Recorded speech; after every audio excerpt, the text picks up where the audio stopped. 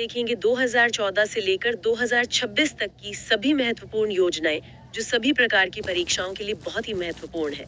हम हर योजना के जो मुख्य बिंदु है उन पर बात करेंगे, जैसे वो कब शुरू हुई, किसके लिए है और उससे क्या लाभ मिलता है। कोशिश यही रहेगी कि सब कुछ आसानी से समझ आ जाए। जी, तो चलिए पहली योजना से स्टार्ट करते हैं।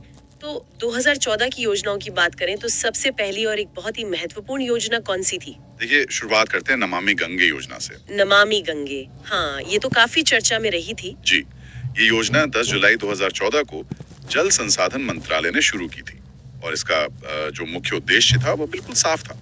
गंगा नदी का संरक्षण और उसकी शुद्धि। बिल्कुल। लेकिन इसमें सिर्फ नदी की सफाई ही नहीं थी।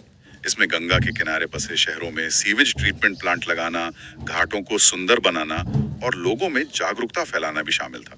अच्छा, तो ये एक इंटीग्रेटेड अप्रोच थी। हाँ, बिल्कुल। ठीक है, अब ये तो हो गई पर्यावरण से जुड़ी बात।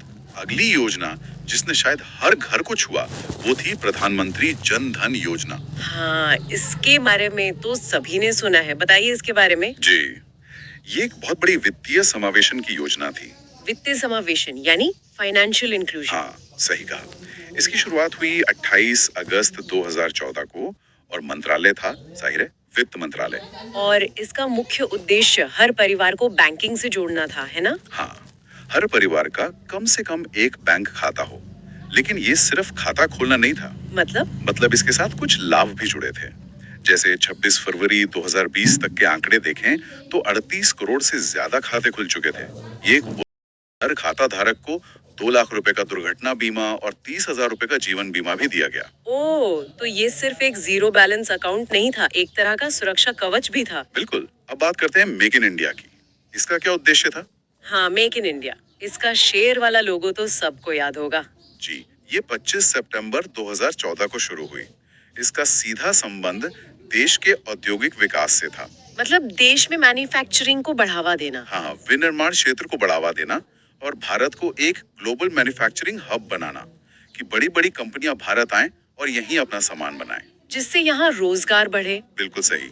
अब एक थोड़ी अलग तरह की योजना पर आते हैं, सांसद आदर्श ग्राम योजना। हाँ, ये थोड़ी अलग लगती है। इसका क्या कॉन्सेप्ट था? ये ग्रामीण विकास पर केंद्रित थी। 11 अक्टूबर 2014 को जयप्रकाश नारायण जी के जन्मदिन पर इसे लॉन्च किया गया। अच्छा। इसका आइडिया था कि प्रत्येक सांसद मतलब हर एमपी अपने क्षेत्र में कुछ गांवों को गोद लेगा और उनका विकास करेगा। एक मॉडल विलेज की तरह। जी, लक्ष्य था कि 2019 तक 3 गांव और 2024 तक कुल 8 गांवों का विकास करना। तो ये एक तरह से सांसदों की सीधी भागीदारी से गांवों के विकास की योजना थी। बिल्कुल। अब उस साल की एक और बहुत जरूरी योजना जो स्वास्थ्य से जुड़ी थी। कौन सी? मिशन इंद्रधनुष अभियान। मिशन इंद्रधनुष, नाम तो बड़ा दिलचस्प है। हाँ, और इसके पीछे कारण है। ये 25 दिसंबर 2014 को केंद्रीय स्वास्थ्य मंत्रालय ने शुरू की। इसका उद्देश्य था 2020 तक संपूर्ण टीकाकरण के लक्ष्य को पाना। संपूर्ण टीकाकरण? जी, और जैसे इंद्रधनुष में 7 रंग होते हैं, वैसे ही इसके अंतर्गत 7 बीमारियों के लिए टीकाकरण होता था। अच्छा, इसलिए इसका नाम इंद्रधनुष है। जी। कौन सी 7 बीमारियां? डिप्थीरिया, काली खांसी, टिटनस, पोलियो, टीबी, खसरा और हेपेटाइटिस बी। ये बच्चों के लिए बहुत जरूरी टीके हैं। समझ गए। तो ये था 2014 का पूरा लेखा जोखा।